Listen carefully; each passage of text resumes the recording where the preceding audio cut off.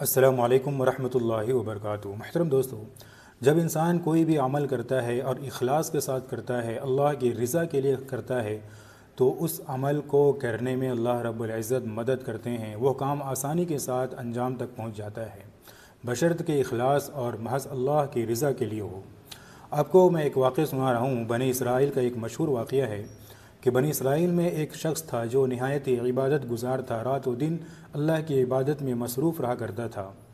اس کے پاس کچھ لوگ آئے اور یہ شکایت کی کہ فلاں جگہ پر ایک درخت ہے، اس کی لوگ پوجا کرتے ہیں، کچھ لوگ ہیں جو اس کی پوجا کرتے ہیں، اس کے سامنے جھکتے ہیں۔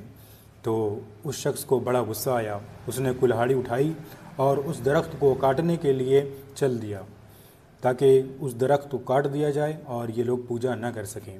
لیکن راستے میں اس کو ایک بوڑھا میاں جو کہ شیطان تھا، پہلے زمانے میں شیطان دکھا کرتے تھے، تو وہ شیطان اس کو روک دیا راستہ اور کہا کہ آپ کہاں جا رہے ہیں؟ تو اس نے کہا کہ میں اس درخت کو کاٹنے کے لیے جا رہا ہوں کیونکہ لوگ اس کی پوجا کرتے ہیں۔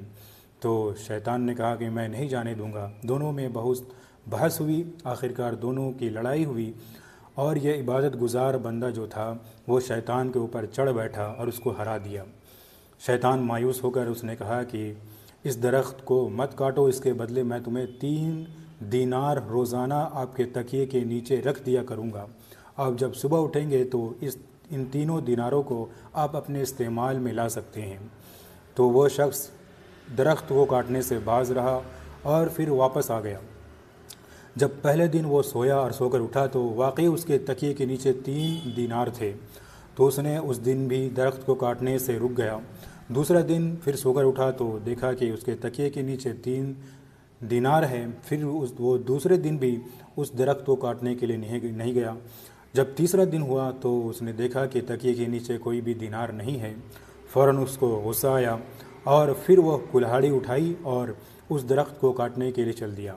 راستے میں پھر وہ بوڑھے میاں جو شیطان تھا وہ ملا اور کہا کہ کہاں کا ارادہ ہے؟ تو اس نے کہا کہ آج تم نے میرے تکیے کے نیچے 3 دینار نہیں رکھے تھے، لہٰذا آج میں اس درخت کو کاٹ دوں گا۔ دونوں میں خوب بحث ہوئی، لیکن اس بار وہ شیطان جو بوڑھا شخص تھا وہ اس عبادت گزار کے اوپر چڑھ بیٹھا۔ پچھلے بار تو عبادت گزار جو تھا وہ شیطان کو پٹک دیا تھا، لیکن اس بار شیطان نے اس عبادت گزار بندے کو پٹک دیا اور اس کے اوپر چڑھ بیٹھا۔ تو اس شخص کو تعجب ہوا کہ جب میں پچھلی بار آپ سے لڑائی ہوئی، مقابلہ ہوا تو میں جیت گیا تھا، اس بار میں کیسے ہار گیا ہوں؟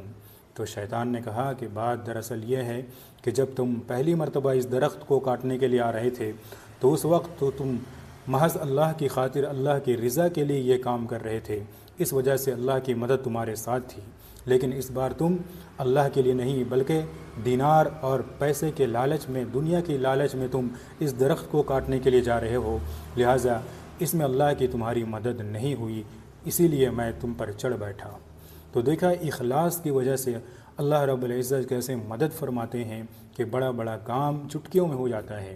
لیکن اگر جو کام آپ صرف لوگوں کے دکھاوے کے لیے کرتے ہیں، لوگ آپ کو بڑا کہیں، اس نیت سے کرتے ہیں کہ اس کام میں اللہ رب العزت کی مدد نہیں ہوگی، لہٰذا ہمیں جو بھی کام کرنا چاہیے اخلاص کے ساتھ محض اللہ کی خاطر اور اللہ کی رضا کے لیے کرنا چاہیے۔ اللہ رب العزت ہم تمام کو اس پر عمل کرنے کی توفیق عطا فرمائے۔